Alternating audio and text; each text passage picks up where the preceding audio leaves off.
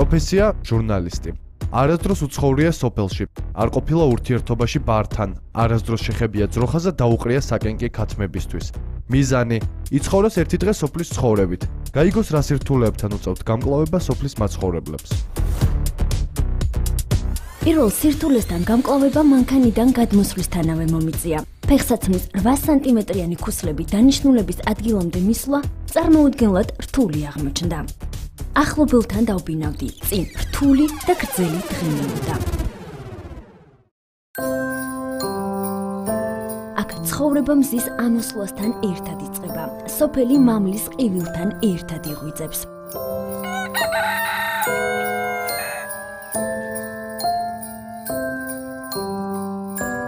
დილის 6 საათზე ორღობეში მენახირე პირველ ძროხებთან ერთად ჩნდება. სადღაც უკვე საუზმისთვის ემზადებიან. ჩემი დღეც ზუსტად ამ დროს იწყება. ჩემი პირველი დავალება არის ძროხის მოწვევა. ცხოვრებაში არასდროს არ მომწვეულია ძროხა, ნახოთ რა გამომივა.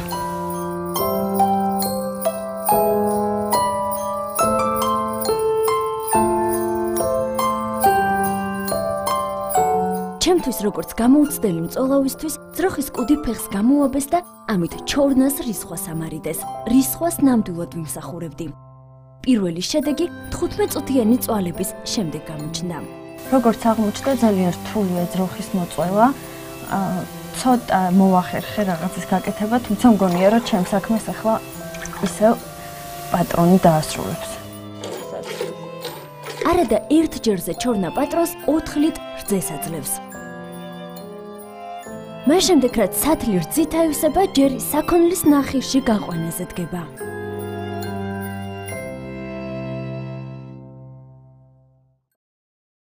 დიდა, დადი.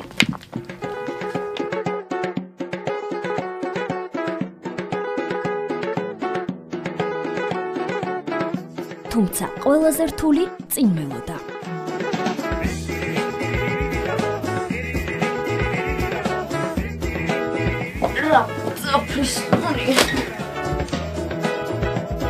საკმაოდ ძიმეთ.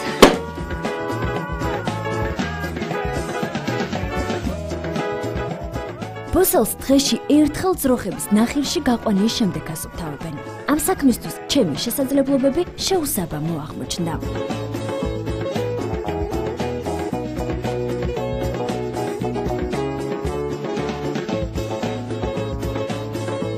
ნაკელს ბოსტანში ერთ ადგილას აგროვებენ და შემდეგ გაზაფხულზე მიწის სასუქად იყენებენ.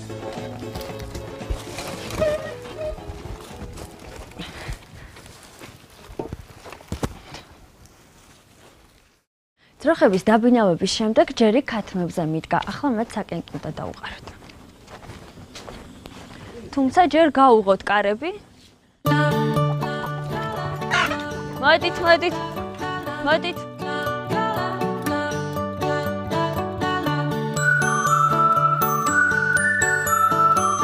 რამდენიმე ათეული ქათამი ოჯახის მთავარი მარჩენალია. კვირაში ორჯერ სოფლის ნატურალურ კვერცხს დედაქალაქში აგემოვნებენ. ძროხების ქათმების შემდეგ ჯერი ღორზე მიდგა, პატრონს ერთი ღორი ყავს. ახლა ღორსაც ვაჭმევთ თავის საჭმელს. საკმაოდ ძიმეა. Привет.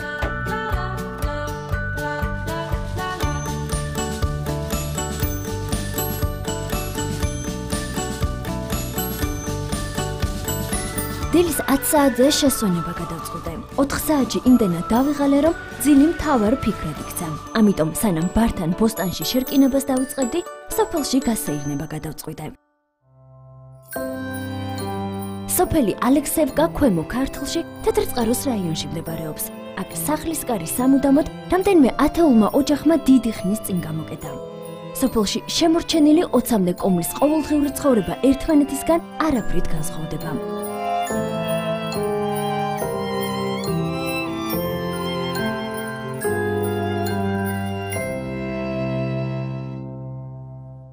საკუთნელი ყავს და წველითა და ყველით.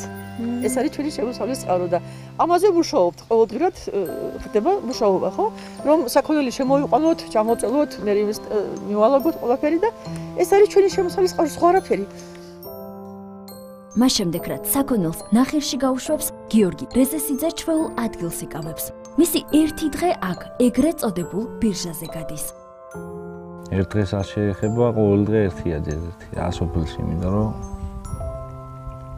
ერთი და იგივე საკეთე, სოფლის მეურნეობა რა, ყველაზე მთავარი რაც არის. ყოველდღიური რაც არის სოფლის მეურნეობა. სოფელში ბევრი არა ვარ, მართლა ბევრი არა ვარ, მაგრამ გვაქვს რა ისეთი სიტუაციები ასე რომ ვთქვათ, რომ ვერთობითი სიტუაცია რა. გინდა კარდის თამაში იყოს, გინდა დალევა იყოს ასე რომ ვთქვათ. სოფელს ერთ თვეში გიორგიც დატოვებს. საკუთარი ცხოვრების შეცვლას თავისი თანატოლების მსგავსად ისიც დედაქალაქში შეეცდება. სოფელს თუ ზემოთ აუყვებით, გზა პატარა მდინარესთან ჩაგიყვანთ. ირაგულა საბაჟო გამშვები პუნქტივითაა. როგორც კი მდინარეს ფეხს გადააბიჯებთ, სოფელი ირაგა იწყება. განტვირთვისთვის საუკეთესო ადგილია.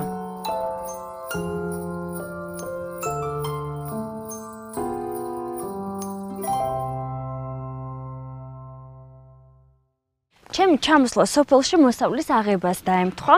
ნახოთ, რამდენად შევძლებ კარტოფილის ამოღებას და როგორ გამომივა.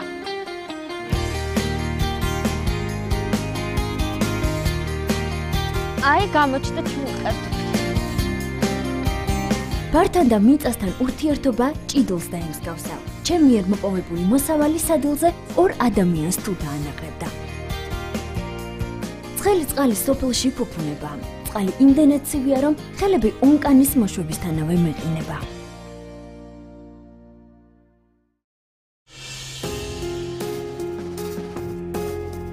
სოფელი ბევრისთვის დასასვენებელი ადგილი, ნაწილისთვის კი უბრალოდ დასახლებული პუნქტი.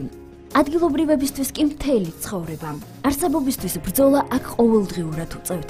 აქ ზამთარში ჭურჭელს ცივ წყალში რეცხავენ და ზაფხულში სადილს შეშის ფეჭზე ამზადებენ. და მაინც ქალაქურ კომფორტს მამა-პაპისეულ მიწა წყალს ამჯობინებენ. ჩემი ერთი დღე სოფელში დასასრულს მივახვალ და ერთი დღე, რომელშიც მე პირველად მოვუწოლე ძროხა ვიმუშავე ბოსტანში. მოკლედ გავაკეთე ის ყველაფერი, რაც არასდროს არ გამიკეთებია. ჩემთვის ეს ყველაფერი ძალიან რთული აღმოჩნდა. აღმოჩნდა, რომ ადამიანები, რომლებიც სოფელში ცხოვრობენ, იმისთვის რომ თავი გაიტანონ, მუშაობენ დილის 6 საათიდან გვიან საღამომდე.